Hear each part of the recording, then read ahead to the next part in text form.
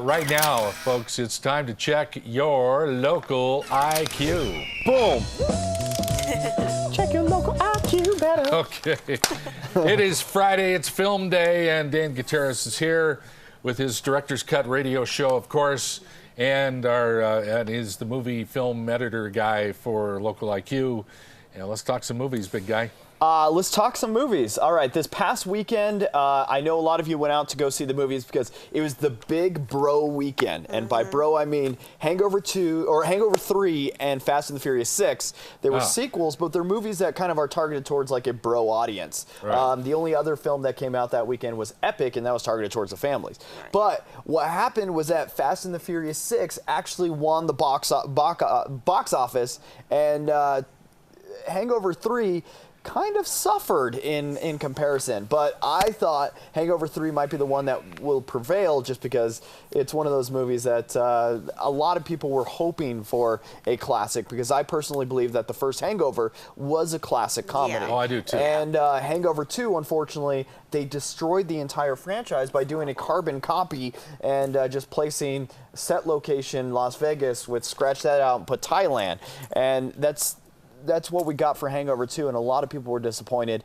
myself included. But Hangover 3, I tried to give it another chance. I was like, let's go look at this movie. Let's see if the Wolfpack could do something interesting. Let's see if that Todd Phillips guy can do something other than what he's done before. Right.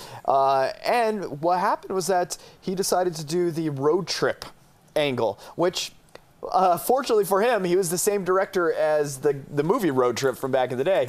And that was the Tom Green movie that it did all right, but I think it did better on DVD than actually theater. But this movie in Hangover 3, it should have been Hangover 2. And Hangover 2 was so bad, so awful, that this movie that they made and the story and everything that worked with it worked kind of okay in Hangover 3. Mind you, that movie it isn't very good at all. Hangover 3 is not a good movie, but it's not as She didn't like it. Yeah, it's not a good movie at all, but it's not as bad as Hangover 2. Okay. So that's how you compare it. Yeah. But the thing is, I bet you we would probably take Hangover 3 as a much better movie if we got rid of 2, and 2 was never released, and this movie was there instead. Got a little video of it. Yeah, a little clip from Hangover 3. Let's roll that tape. So we talked to Tracy today, and she said that the treatment facility that they found is really nice. It's beautiful. I checked it out online. Great reputation. They should just save their money and send him to fat camp. Phil! What? I mean, he should lose some weight. He'll find a woman. That's what he needs. The dude's lonely. Well, if he's so lonely, why don't the two of you spend more time with him? No, trust me, you don't want that. No, you definitely don't want that. Oh, come on. He's not that bad. I mean, what's the worst that's happened? The tattoo? Yeah, the tattoo's the worst. Right? Definitely. Tattoo was the worst. Nightmare. Speaking of which, you ever get tested? Excuse me? You know, because of the ink that went inside you. I'm fine.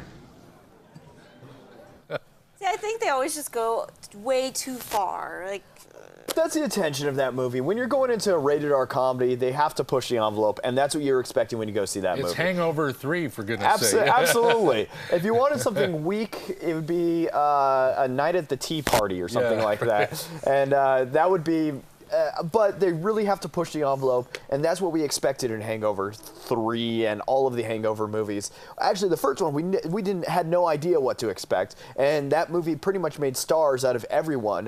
Zach Galifianakis, Ed Helms, even though Ed Helms, we saw him on The Daily Show and then The Office, but Hangover 3 was kind of one that kind of launched his career even more. Bradley Cooper's back in this one, too. Bradley Cooper, he was a nobody until that movie, and now he's winning Academy Awards and getting the accolades, and he's the king. But I'm just gonna have to say that part 3, not good.